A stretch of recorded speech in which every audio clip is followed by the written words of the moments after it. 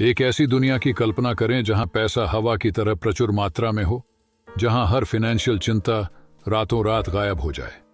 सरकारें unlimited money क्यों नहीं छाप सकती और सभी आर्थिक समस्याओं का समाधान क्यों नहीं कर सकती? इस सवाल ने कई लोगों को हैरान कर दिया है और अंतहीन बहस को जन्म दिया है। आज हम पैसे छापने की सीमाओं के पीछे के रहस्य को उजागर करते हैं। इस वीडियो में हम उन कारणों का पता लगाएंगे कि असीमित धन छापना रामबाण क्यों नहीं है। हम स्थिर अर्थव्यवस्था को बनाए रखने के लिए आवश्यक जटिल संतुलन को समझने के लिए आर्थिक सिद्धांतों, ऐतिहासिक उदाहरणों और केंद्रीय बैंकों की भूमिकाओं पर गहराई से विचार करेंगे। हम यह समझकर शुरू करेंगे कि पैसा क्या है और इसे कैसे बनाया जाता है। फिर हम इन्फ्लेशन, हाइपर इन्फ्लेशन और केंद्रीय बैंकों की महत्वपूर्ण भूमिका पर चर्चा करेंगे। हम विभिन्न आर्थिक सिद्धांतों और उन देशों के केस स्टडीज की भी जांच करेंगे जिन्होंने अत्यधिक पैसे छापने के भयानक परिणामों का सामना किया है।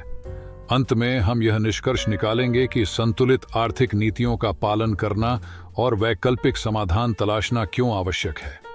पैसा आधुनिक अर्थव्यवस्थाओं का एक अनिवार्य घटक है जो विनिमय के माध्यम, खाते की इकाई, मूल्य के भंडार और कभी-कभी आस्थगित भुगतान के मानक के रूप में कार्य करता है। वस्तु विनिमय प्रणालियों से लेकर आज के जटिल वित्तीय साधनों तक की इसकी यात्रा व्यापार और आर्थिक विकास को सुविधाजनक बनाने में मानवीय नवाचार का प्रमाण है। प्रारंभिक सभ्यताओं ने वस्तु विनिमय का उपयोग किया, वस्तुओं और सेवाओं का सीधे आदान प्रदान किया। हालांकि वस्तु विनिमय की सीमाओं ने धन के निर्माण को जन्म दिया। धन के प्रारंभिक रूपों में कमोडिटी मनी जैसे सोना और चांदी शामिल थे, जिनका आंतरिक मूल्य था। समय के साथ फिएट मनी, जिसका कोई आंतरिक मूल्य नहीं है लेकिन सरकारी आदेश द्वारा समर्थित है, आदर्श बन गई। आज डिजिटल मुद्राएं उभर रही हैं जो धन के बारे में हमारी समझ को और बदल रही है। मुद्रा आपूर्ति किसी अर्थव्यवस्था में किसी विशिष्ट समय पर उपलब्ध कुल धन राशि को संदर्भित करती है।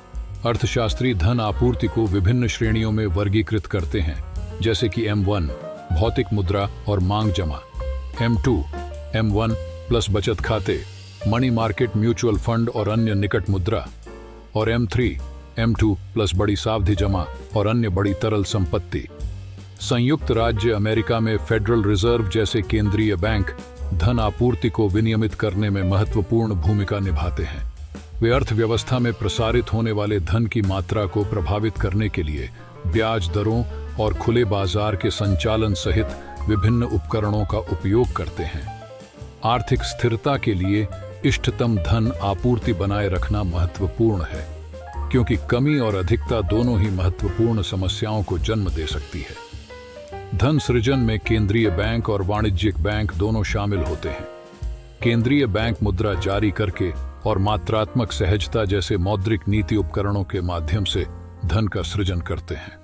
वाणिज्यिक बैंक आंशिक आरक्षित बैंकिंग की प्रक्रिया के माध्यम से धन का सृजन करते हैं, जहां वे जमा राशि का एक अंश आरक्षित के रूप में रखते हैं और शेष को उधार देते हैं। उदाहरण के लिए, जब आप किसी बैंक में 1000 रुपए जमा करते हैं तो बैंक 100 रुपए को रिजर्व के रूप में रख सकता है, ये मानते हुए कि 10% रिजर्व की आवश्यकता है, और 900 रुपए उधार दे सकता है। यह 900 रुपए फिर दूसरे बैंक में जमा किया जाता है जो 90 रुपए रखता है और 810 रुपए उधार देता है। यह प्रक्रिया जारी रहती है, प्रभावी रूप से प्रारंभिक जमा राशि को कई गुना बढ़ा देती है और मुद्रा आपूर्ति को बढ़ा देती है। इन्फ्लेशन क्या है? इन्फ्लेशन वह दर है जिस पर वस्तुओं और सेवाओं के लिए कीमतों का सामान्य स्तर बढ़ता है, जिससे क्रय शक्ति कम होती है। इसे कंज्यूमर प्राइस इंडेक्स और प्रोड्यूसर प्राइस इंडेक्स PPI जैसे सूचकांकों का उपयोग करके मापा जाता है।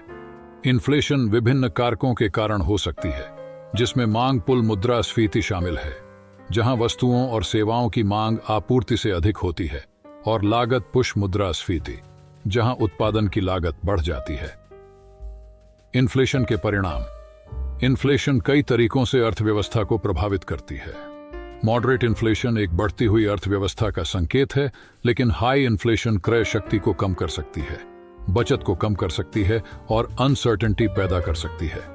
यह व्यवसायों के लिए लगातार कीमतों को समायोजित करने के लिए मेनू लागत और उपभोक्ताओं के लिए जूते की चमड़े की लागत को भी जन्म दे सकती है, जो अक्सर अपनी खर्च करने की आदतों को बदलते रहते हैं।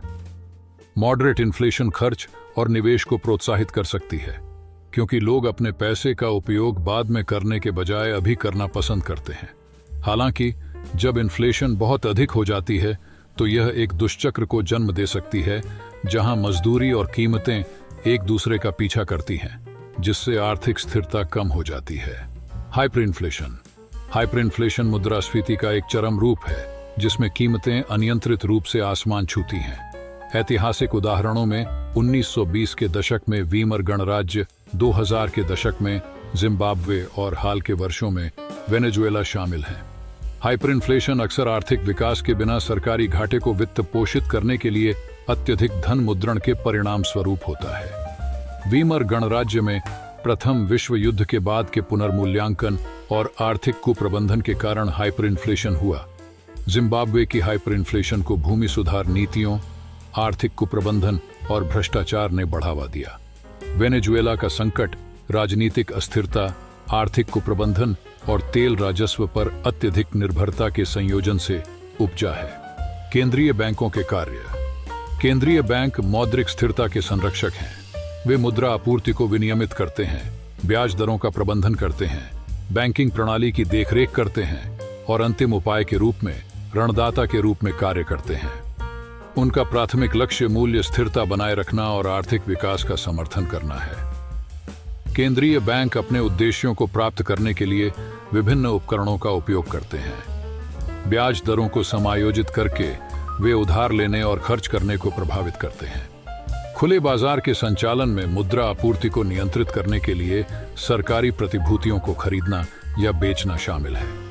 रिजर्व आवश्यकताएं बैंकों को रखने के लिए न्यूनतम आरक्षित निधि निर्धारित करती हैं, जो उनकी उधार देने की क्षमता को प्रभावित करती है। अगर ये वीडियो आप लोगों को अच्छा लगा हो तो अपने दोस्तों में शेयर करें। अभी तक हमारे चैनल को सब्सक्राइब नहीं किया है तो अभी चैनल को सब्सक्राइब करें।